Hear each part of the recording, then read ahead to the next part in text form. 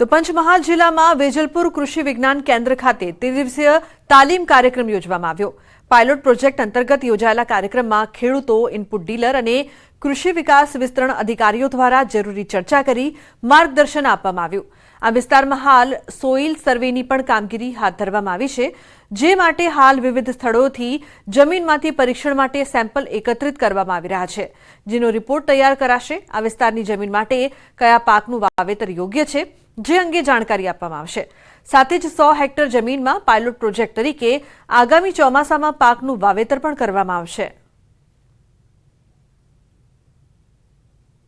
Policy के लिए भारत सरकार को भेज दिए जाएंगे, तो उसके आधार पे हम ये बता पाएंगे कि ये यहाँ की मिट्टी किस फसल विशेष के लिए उपयोगी है और किसके लिए उपयोगी नहीं है। सब जानते हैं कि जैसे इंडस्ट्रीज बहुत सारी बढ़ रही है, हाईवेज बहुत सारा बढ़ रहा है, इंफ्रास्ट्रक्चर बहुत सारा बढ़ रहा है और कृषि योग्य भूमि लगातार घटती जा रही है और पानी की कमी इसके साथ बहुत ही ज़्यादा तीव्र गति से पानी कम होता जा रहा है।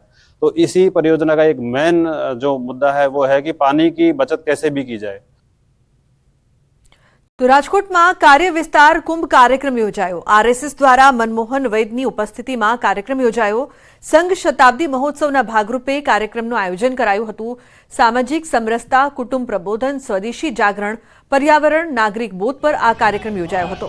નવી પેઢીને સંઘની વિચાર સાથે જોડવા તથા સંઘના કાર્યો જનજન સુધી પહોંચાડવા સંઘનું આયોજન કરવામાં આવ્યું।